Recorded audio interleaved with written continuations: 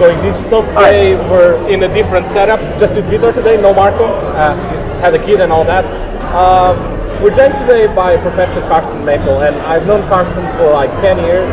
I met him when I was at Bedford, one of the nicest guys I know, helped me out a lot in my life. And I was lucky enough to meet him in London today, and I got to interview him. So Carsten, can you give us a little bit of an intro? Who are you and what you do?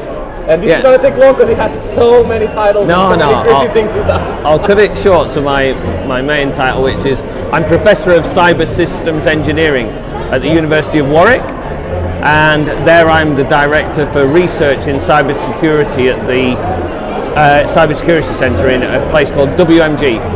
Okay, great. So the first question I want to ask you is, how have you seen cybersecurity evolving? Because you've been at it for quite a few years. Where do you see it going in the future as well? So it's interesting you use the term cybersecurity, because when I first got involved it was information security. And that's what we cared about, protecting information or data. And now we're really in a completely different world, much more connectivity, a lot of intelligence involved, artificial intelligence. And actually it's the cyber-physical nature that really is what I'm particularly interested in. And do you feel the term cyber is being a bit overused? Or like that the use is correct to try and bring some knowledge to the public, to make it more relatable to the public as well? I think one of the things is some people don't know what cyber is. Yeah. So cyber means lots of different things to different people. So it's a little bit confusing for people in some sense, but at least it raises an awareness of a problem that we've got in trustworthy cyber-physical systems at the moment. Well, because you can use cyber for a lot of different things. It's pretty much like smart, right? You have a smartphone. Exactly. So everything that is really smart is probably going to have a cyber issue in the future. I think what you say is really interesting there as well about the cyber bit. So I've mentioned cyber and physical, and if we go back to the days of information security, and even more so in cyber-physical now, it's about people and processes and technology, and that technology is the cyber-physical aspect. So I think one of the things with cyber, when people think of a cyber problem, they don't realize that it's a person problem. IBM recently found 60% of attacks were down to a human element. When I did the UK Security Breach Investigations report with SOCA and Police Central E-Crime Unit back in 2010, it was significantly lower than that. It was much more about targeting the technology. But I think we've got to remember now that cyber involves people and processes as well. So you think that we're going to have the kind of full circle? Because this thing with people was what Kevin Mitnick was doing in the early days of hacking. The art of deception. Exactly. So he was a really bad hacker when it comes to tools, but it was really good to understand people and detect their flaws and convince them to do something, right? Yeah. So today I've been speaking at an IEEE event down at Queen Mary University of London, and I was talking about Stuxnet. Right, so I was talking about protecting critical national infrastructure. Well, Stuxnet, it overcame an air gap because of people. So what Mitnick noticed happening, and many other confidence tricksters and people who did social engineering noticed, is even more so important now. And when we try to isolate systems, the person is where you can try and go outside of the process. So Kevin was spot on years ago, and it's still a problem today. The other question I wanted to ask you, and before I go into that, we met earlier at a certain place. Can you tell us a little about that place? Because I know our listeners would have never heard of the place, because I personally hadn't, and I think it was an amazing place. Can you tell us a little bit about where we were before? Yeah, so we met at the Alan Turing Institute, and I'm really proud to be what's called a faculty fellow at the Alan Turing Institute, and there's plenty of people much smarter than me. Not only the professors there, they're smart, but there's also these Turing Fellows, and these are some of the best postdoctoral researchers in the world. I was lucky I interviewed some of them, and they're doing some phenomenal work. And the Alan Turing Institute, housed at the British Library, just near King's Cross, St Pancras, here in London, is a fantastic institute that really does bring together different disciplines. So I work from the cybersecurity side, but it's the National Institute for Data Science.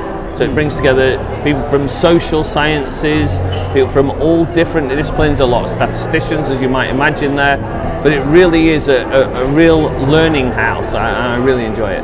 Which then leads me to the next question. We spend most of our day today talking about blockchain. So Vitor, like, he's giving me a little nudge before that I talk too much about blockchain in the episodes, but I meet interesting people doing stuff with blockchain, and you're one of them, obviously. So tell us a little bit about your opinion on this whole ICO, blockchain, Bitcoin thing. How do you feel about all of this? It's a big question, I know, but give us a small summary how you feel about it. It's a bit too big to go into some of the ICO, issues. I have a lot of issue with some of the ICOs that are going out, and really there should be a lot more regulation about that, in my own personal opinion. But it's interesting that you mentioned about Bitcoin, and we talked about it today, that to some people, even in industry, they don't understand distributed ledger technology. They don't understand the crypto part, and there's plenty of papers where they talk about crypto, but there's actually not a crypto bit. But many times we all know about multi-chain and how to avoid the useless, the pointless blockchain project. There's other works that, I think you tweeted about Medium. I had an article on this the other day. I think if we're not careful and we conflate blockchain with a more general distributed ledger technology, and specifically digital distributed databases, for example, I think we're in real trouble. And the worst thing that we see is where people think blockchain is Bitcoin. Yeah. And they see the fluctuations and the lack of stability in the value of Bitcoin, and think that blockchain, that is blockchain, and it's not so. As you said, we've been, I think if you look at the history of Bitcoin and blockchain, we've been talking about this for a long time, right? Right now, people are pretty much focused on the value of Bitcoin and mining for coins, right? Yeah. Mining for something. But there's that kind of underlying blockchain that pretty much rules the entire system. Do you see any practical use in the future for us to actually use blockchain? Oh, I think blockchain has definitely got some use, and I'm going to be doing a project soon where we look at how do you design your blockchain, or your distributed ledger, because the blocks and the sizes, it could be a stream. But I think one of the things is, if you look at high value, where the first question should be is there a trusted party? If there is, and you can absolutely trust that, then you can just have some consensus within. You don't need to rely on just one person in that party. Right. You can have something where there's a sign off between a bunch of people, right? So if you've got a trusted party, you probably don't need a blockchain. But there are things, and if we look at Everledger, for example, in London, they're doing things around diamonds on the blockchain and very expensive wines. If you look at diamonds specifically, because of the political issues around where the origin of diamonds are, and the blood diamond kind of thing, and the value of diamonds, that tells me that probably blockchain is something appropriate, because there is a lot of motivation for a small number of actors to manipulate records, for financial or political reasons, the authenticity. So for me, that is one thing that's very good. So where we want a record that is traceable and it's got some value in, I think it's very useful. What's not useful is what we have in terms of some of the energy that's taken in some of the instantiations of distributed ledger technology that I think will actually fade out at some point.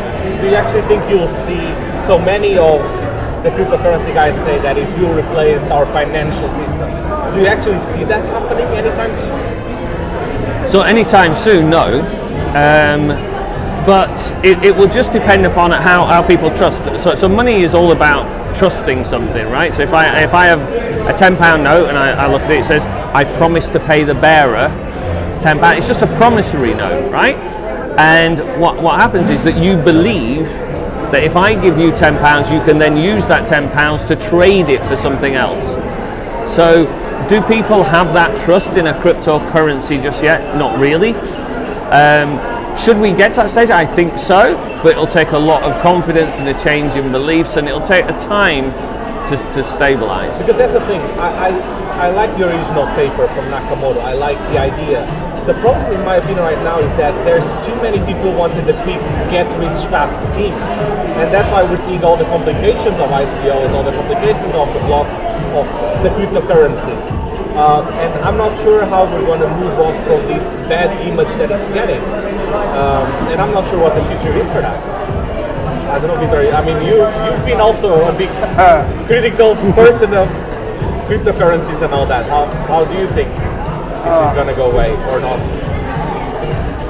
I think it's going to go through the political system for proper regulation. Without so, if you see, so one of the news today or yesterday was that the Tories are pushing for the UK for the blockchain regulated something. It was something regarding that. So they want to regulate this. If you look at South Korea, they also want to regulate the entire market. Portugal went the other way though. Portugal went like, we don't want to touch it just yet. Right, but the thing is, if you want to create value out of any kind of cryptocurrency, you have to regulate it. Yeah. The thing is, there's a lot more out of blockchain and Bitcoin and that kind of stuff that could have probably a practical use, as you just said. So Bosch is testing one of the for you to not tamper with the car. So they can have connected cars. So they have their own network of cars. They connect to each other, and they trust each other that you're not going to tamper your car. So that can have some practical use for taxis or people driving lorries, that kind of stuff. So, but the other thing is, if you need to have access to money, it needs to be regulated. Right now, it isn't, and it has a huge problem. Just not with the regulation, but just creating that kind of money. It takes a lot of energy, it takes a lot of time, and actually, as a gamer, I want graphic cards to be cheaper. Well, yeah, it is interesting about the GPUs and NVIDIA with their problems. Amazon is selling them by the dozen.